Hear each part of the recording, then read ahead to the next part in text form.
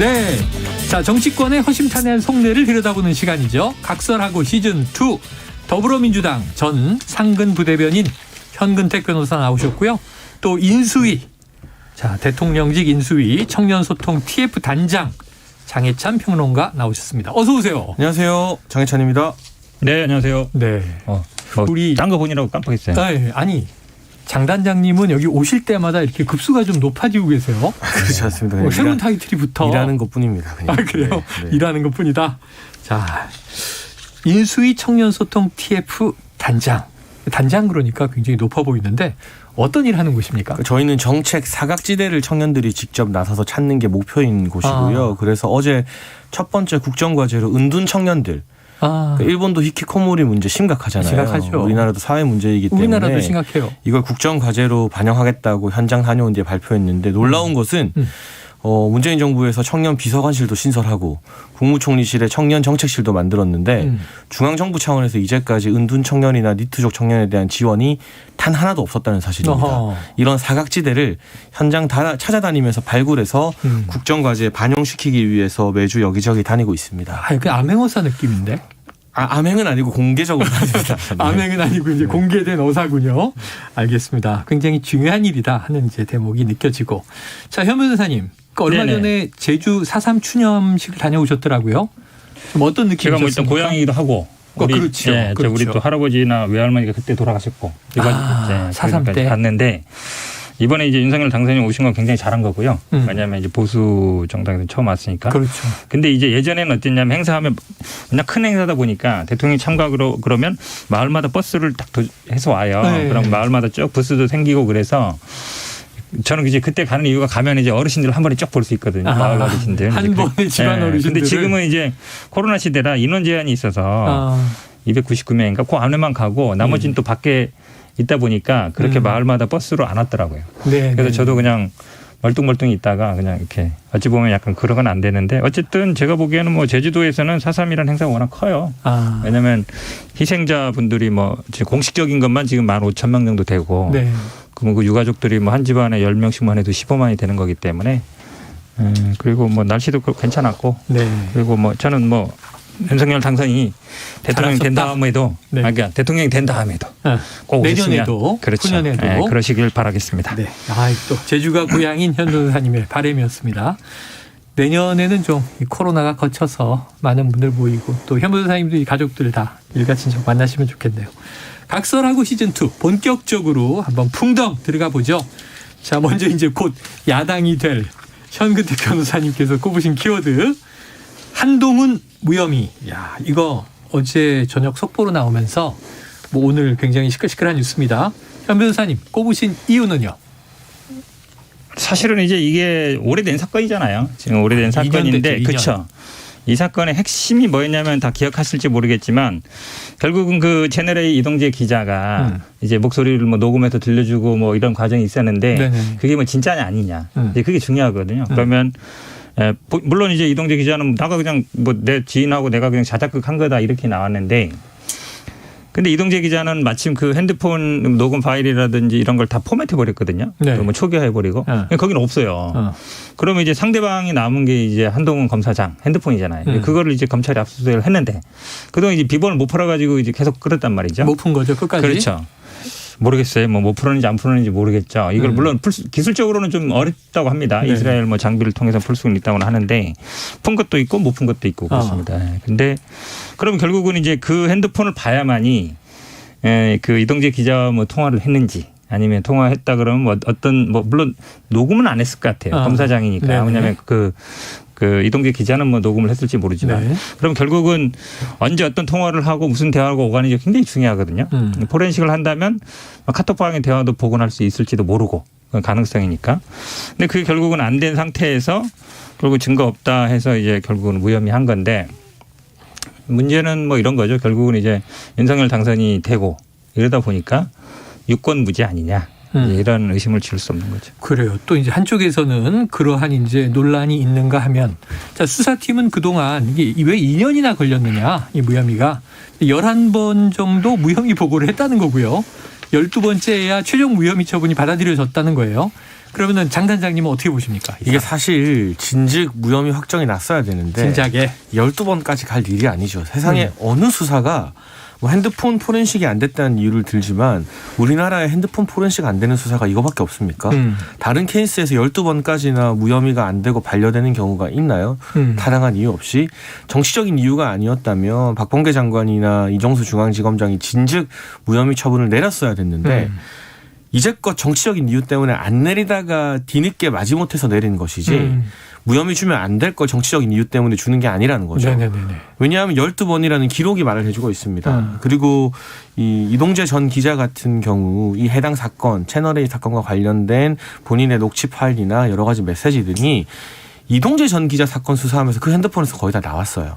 그럼에도 불구하고 한동훈 검사장의 핸드폰에 검찰이나 법무부가 이토록 집착했던 것은 뭔가 다른 별건 수사를 노리는 것이 아니었나는 생각이 들고 두 가지 이야기를 좀 짧게 하고 싶어요. 네네. 일단 일관성이 있어야 정치권이 내로남불이라는 욕을 안 먹는데 예. 정책의 일관성. 그러니까 민주당은 검찰의 어떤 수사권이나 권력을 계속 줄이는 방향의 검찰 개혁을 이야기하잖아요. 네. 그런데 한동훈 검사장 사건에 와서는 검찰이 필요하면 핸드폰 비밀번호도 제출받을 수 있게 하는 말도 안 되는 법안을 추미애 전 장관이 추진했다가 물론 여론의 역풍을 맞았습니다만 그게 이른바 이제 한동훈 방지법이었죠. 그거는 엄청난 검찰권 강화거든요. 그럼 검찰 개혁하고 검찰권 줄이겠다는 분들이 왜 이 사건에 오면 전혀 반대 이야기를 하는가. 이 일관성을 하나 지적하고 싶고 네. 두 번째 일관성.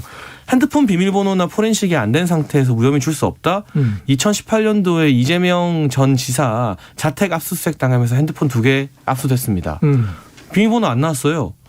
그러면 이재명 전 지사 2018년도 그 형님 강제 입원과 관련된 사건 수사였는데 그것도 무혐의 나오면 안 되는 거네요, 아직까지. 그러니까 논리적으로 앞뒤가 맞는 주장을 해야 되는데 유독 한동훈 검사장에 대해서만 자꾸 예외를 적용하려고 하니까 이 논리의 일관성이 좀 무너지는 것 같아서 아쉽습니다. 네, 안 그래도 지금 그 말씀 추미애 전 장관이 추진했던 법무부 장관 당시입니다. 연구 용역 착수까지 했는데 한동훈 방지법 이게 일관성이 없는 거 아니냐. 왜 특정 사안에 대해서만 이러느냐. 현 변호사님 좀 반론이 있으세요? 저도 뭐 특정 사안에 대해서 어떤 특정 사안에 대해서 그걸 위해서 규정을 만들고 저는 뭐 그건 아니라고 봐요. 네네. 왜냐하면 그러면 항상 법이라든지 규정이 자체가 특정인을 넘겨 두는 것 같은데 사실은 지금 말씀하신 것처럼 한동훈 검사장의 핸드폰은 다른 사건에도 걸려 있어요. 고발사주 사건에도.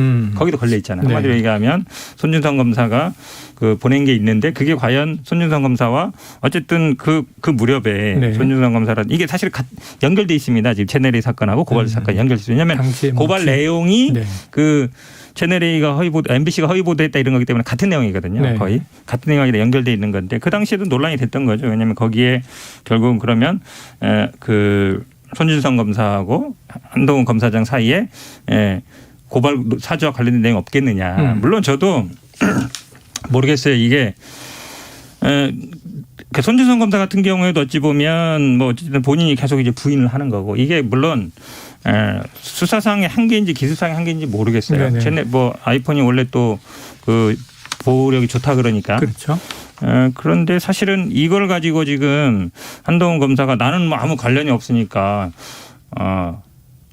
혐의를 벗었다. 그렇게 하기는 어렵단 말이죠. 왜냐하면 이동재 기자도 계속 말은 바꿨습니다. 자작극인지 뭐 얘기는 했겠지만 관련 사실은 소통이 있었단 말이죠. 그러니까 이게 관계가 없으면 윤석열 당선인도 계속 이거 녹음 파일이 있냐 없냐 물어봤다는 거 아니에요. 네. 서로 어찌 보면 이제 못 믿을 수도 있겠지만 그러니까 이동재 기자가 뭐 강요 미수에서 무죄 받았다 그러지만 그 회사에서 해고를 당했습니다. 왜 그러냐면 안 맞다는 거예요. 그렇게 현직 검사장을 팔면서 가족을 수사할 수 있다고 협박하면서 그다음에 그걸 근거로 해서 뭔가 이제 진술을 받아내려고 했던 거잖아요. 근데 거기에 관건은 결국은 한동훈 검사장이 관련됐느냐 안 되느냐인데 그렇죠.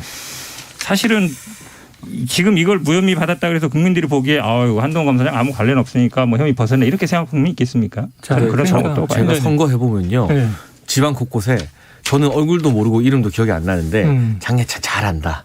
내가 장예찬한테 부탁해서 뭐 해줄게 하는 분들 되게 많아져요. 저도 몇 명 봤어요. 네, 되게 이제 저 같은 미감알직도 네. 그 정도면 좀 더 유명하고 체급이 있는 분들은 그런 사람들이 전국에 한 트럭이 나와요.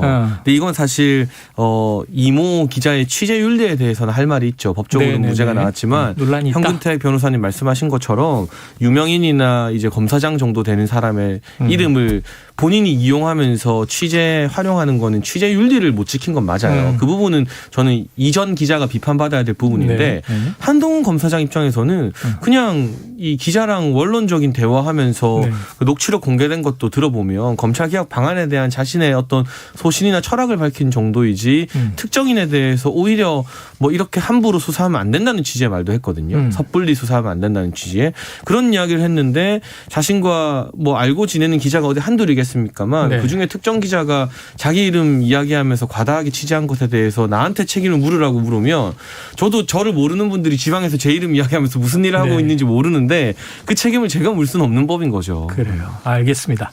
자, 무혐의 처분 이후에 한동훈 검사장 직접 입장문도 냈습니다. 구체적으로 실명도 적시를 했고요. 책임을 물어야 한다 이렇게 얘기했는데 그렇다면 이거 앞으로 어떻게 하겠다는 입장일까요?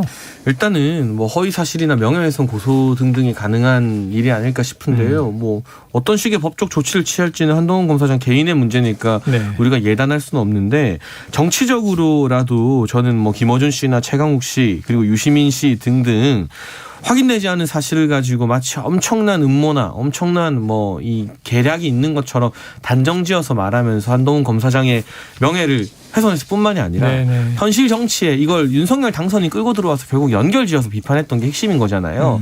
그런 주장을 하셨던 분들은 법원이나 수사기관의 최종적인 판결이나 무혐의 확정 뭐 이걸 판결이라고 말하기는 좀 그렇고요. 무혐의 처분이 나온 기소를 안 간 거니까. 이후에는 최소한의 유감 표명 정도는 하는 게 우리 정치의 도리 아닌가요? 적어도 유감 표명 정도는 해야 되는 거 아니냐. 법적 조치는 차치하고서라도 지금 말씀 이제 장 단장이 해주신 이름 외에 추미애 박범계 전현 법무부 장관의 또 이름도 들어 있습니다.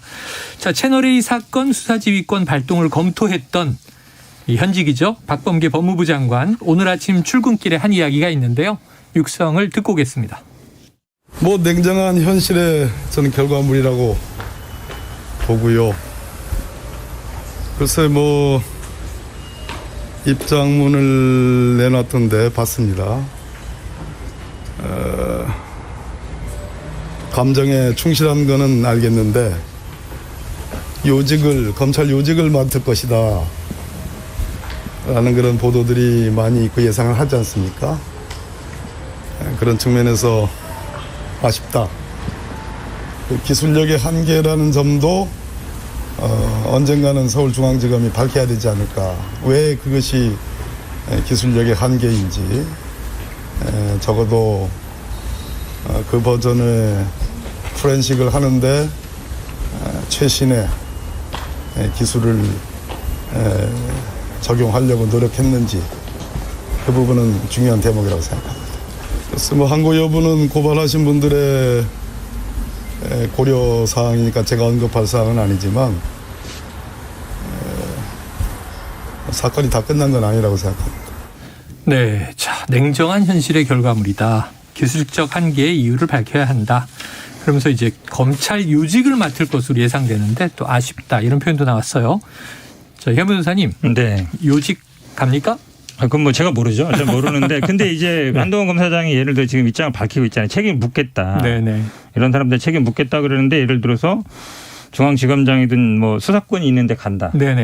그럼 이제 문제가 되는 거예요. 한 개인이 예를 들어서 나 이게 무혐의 받았으니까 이제 나한테 의혹 제기했던 사람들한테 책임 묻겠다는 건 뭐 개인은 그럴 수 있는 거잖아요. 근데 만약에 이분이 이런 입장을 밝히고 있음에도 불구하고 수사권이 중요한 수사에 있는데 간다 그러면 그 수사는 당연히 누가 보더라도 사적 감정이 들어가는 특히 이제 아마 이제 지금 민주당 쪽 관련된 사람들 수사했을 때는 그렇게 볼 수밖에 없는 거예요. 그래서 저는 사실은 그전에는 현지도 마찬가지고 수사를 하거나 아니면 수사할 가능성이 있거나 수사권이 있거나 이런 분들이 본인의 어떤 법률적인 책임에 대해서 이렇게 직접 드러내놓고 책임 묻겠다. 저는 그런 적절치 않다고 봅니다. 오히려 그럼에도 불구하고 만약에 요직에 간다? 그럼 앞으로 검찰 수사 내내 당연히 사적 감정, 보복 감정 아니냐 이 얘기가 계속 나올 거예요. 그리고 이분이 또 요직에 간다 그러면 그건 다 당연히 또 윤석열 당선인의 뜻이다. 라고 해석될 수밖에 없어요. 측근 중에 측근이니까. 저는 그래서 뭐 갈 수도 있고 안 갈 수도 있겠지만 만약에 요직에 가서 수사를 하게 된다 그러면 수사하는 내내 그 논란은 벗어나지 못할 것이다. 라고 봅니다. 보복 사감으로 이제 오히려 취지가 왜곡될 것이다. 그리고 또 이제 그렇게 비치지 않겠느냐. 어떻게 보세요? 저는 개인적으로 한동훈 검사장이 아니라 그 누가 검찰 요직에 가도 하나도 안 무서워요. 죄지은 게 없기 때문이죠. 네네. 근데 유독 이제 특정 정치 진영에서는 특정 인물들이 검찰 요직하면 안 된다라고 말을 하는 게 뭔가 떳떳하지 못한 게 있어서 그런가? 떳떳하면은 검찰총장이 누가 되고 무슨 상관입니까? 개인적으로 검찰이 태어나서 무서워본 적이 한 번도 없거든요. 뭐 선거하면서 고소 고발도 많이 당했습니다만 그런 관점에서 검찰이 개인적인 호불호를 떠나서 그런 관점에서 네. 이 검찰 인사에 대해서 정치권에서 말을 보태는 것 자체가 좀 부적절하다.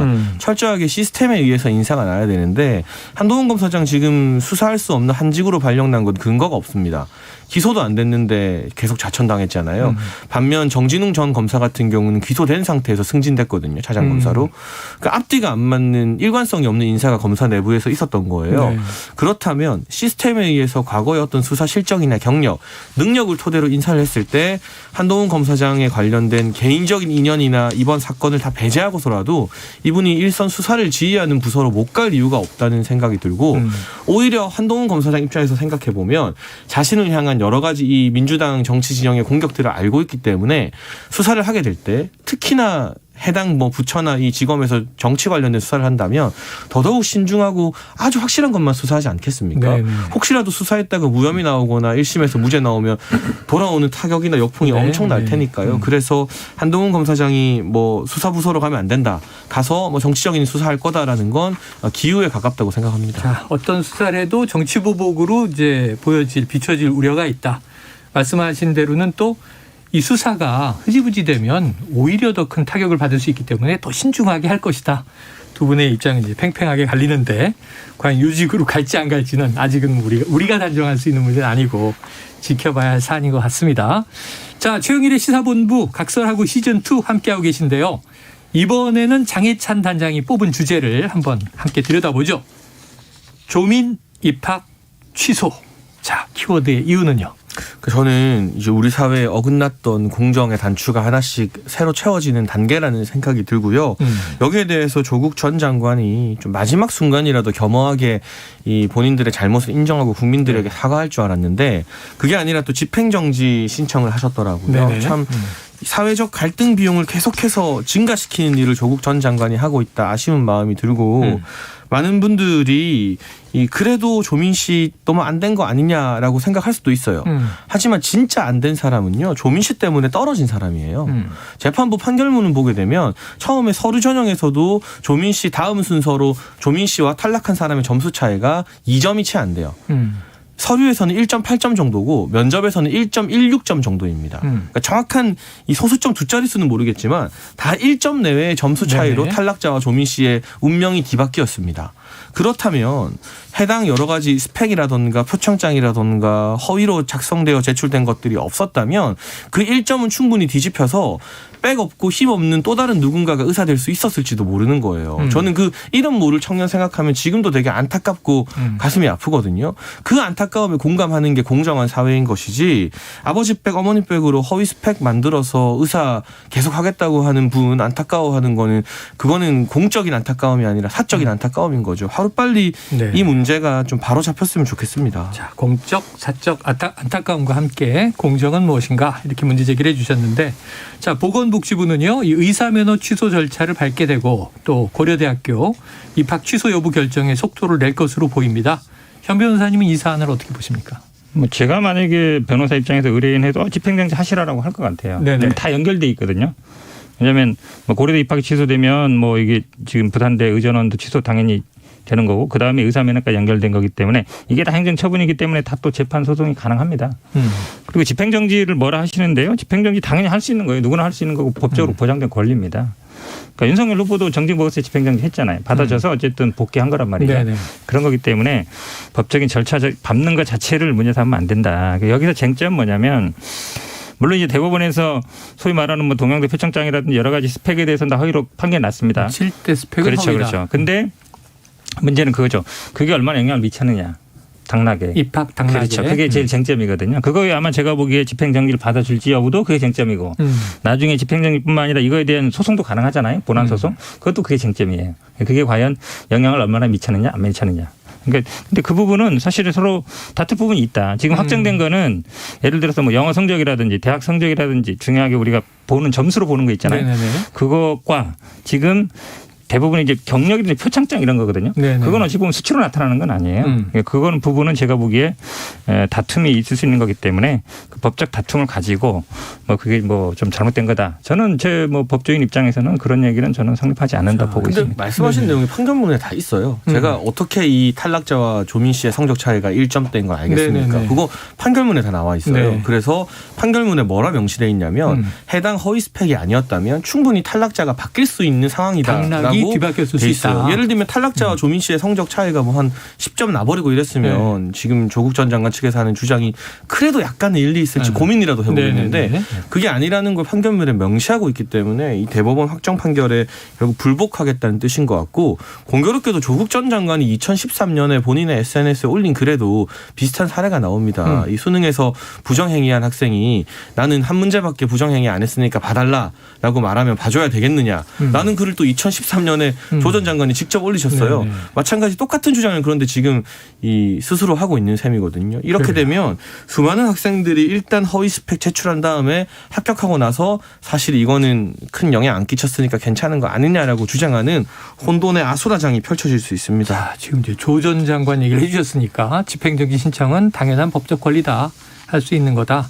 또는 이 사과가 필요하다. 아까 장 단장은 얘기해 주셨는데 이 결정이 나오던 이 속보가 막 나왔는데요. 같은 시간에 조 전 장관은 이제 유튜브 채널에 출연하고 있었습니다.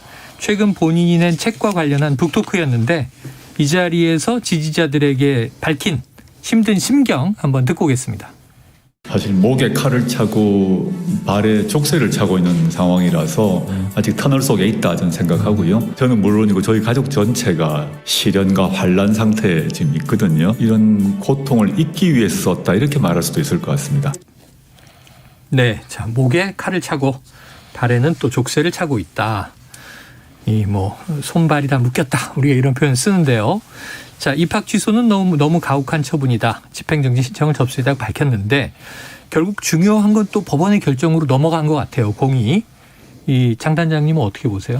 뭐 일단은 법원의 결정이 새롭게 바뀔 가능성은 대단히 낮다고 많은 법조 전문가들이 이미 판결문 아까 인용해 주셨고. 이야기를 하고 있고 제가 주목하는 건 사회적 갈등 비용인데 이제 굉장히 책임 있는 자리에 오르셨던 분이었잖아요. 네. 한때 민주당의 차기 대선 주자로 거론됐던 분이기도 하고 그렇다면 대법원 확정 판결까지 나온 마당에 자신과 가족의 문제로 인한 사회적 갈등이 더 불거지지 않게끔 조금 인정하고 사과하고 자숙하는 모습을 보이시면 훨씬 더 우리 사회에 기여할 수 있는 일이 될 것 같은데 계속해서 이 공적인 공간의 스피커로 활동을 자처하시면서 대법원 판결에까지 불복하는 모습을 보이는 것 결국 이 자신과 자기 가족의 이익을 위해서 사회의 갈등을 계속 키우겠다는 뜻으로밖에 해석이 안 되기 때문에 그 부분이 참 많이 아쉽습니다. 자, 요 이거를 집행정지 자꾸 신청이 그러니까 네네. 그 스펙 뭐 표창장이라든지 경력 허위인 거하고 입학 취소 문제는 별개의 문제예요. 말씀드리잖아요. 그러니까 수치로 나타난 것과 물론 그 부분이 저도 정확히 모르겠어요. 표창장과 경력이 배점이 어떻게 되는지 모르겠는데 네네.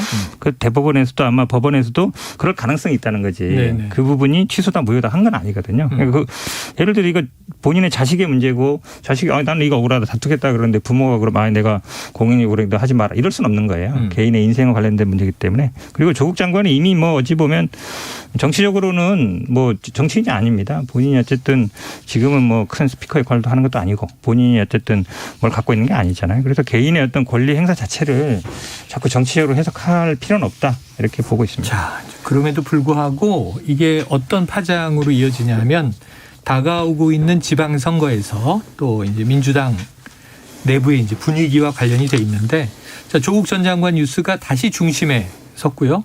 이 김용민 의원 등 민주당 일부 인사들이 조민 응원 메시지를 내놓으면서 다시 조국의 강 앞에 다다른 것 아니냐 이런 얘기가 나오는데 그러면은 장 단장님 지방선거에 영향 줄까요? 그러니까 저는 개인적으로 뭐 조국 전 장관이 현직 정치인이 아니라 해도 현실 정치권에 미치는 파장이 여전히 크다는 건 부인할 수 없는 사실 아니겠습니까? 바로 더불어민주당의 김용민 의원 같은 경우는 직전 이제 수석 최고위원이었어요. 뭐 당대표 다음 가는 위치에 있는 분이거든요.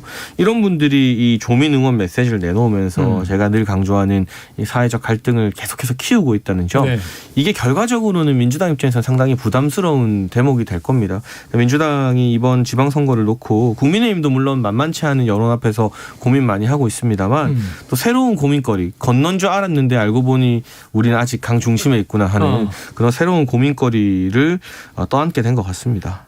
지방선거 영향 우리 저는 뭐 지방선거는 크게 관계 없어요. 왜냐하면 실제로 정치 한복판에 있지 않고요. 뭐 그리고 정치적인 메시지를 크게 낼 것 같지도 않고 지금 오히려 민주당 입장에서는 지방선거가 뭐 조국의 강이냐 아니냐가 아니라 오히려 당내에서 어떻게 뭐 수습할지 아니면 좀 괜찮은 후보를 낼지 이게 오히려 더 지금 중요한 문제라서 그리고 여당에서 야당으로 바뀌는 과정이기 때문에 사실은 뭐 야당 입장에서는 이게 좀 하나의 단일 대우로 묵하고 그다음에 지금 가장 큰 이슈는 뭐 예를 들어서 뭐 인사청문회라든지 이게 사실은 이제 대선이 아니라 지방선거 앞두고 가장 이슈라서 조국의 강은 저희들 입장에서는 큰 이슈도 아니고 핵심 이슈가 아니다. 네. 그리고 지방선거에 이슈가 될 리도 없어요. 이분이 뭐 출마한 것도 아니고 이미 문재인 정부 끝났기 때문에 조국 장관이 커진 거는 문재인 정부에서 뭐 민정수석 법무부 장관 했기 때문에 그런 거거든요. 그래서 저희들은 어쨌든 뭐 선거 대선에서 졌고 그래서 아마 조국 장관은 큰 이슈는 안 될 거다라고 봅니다. 요 이제 합격 취소 발표에 이어진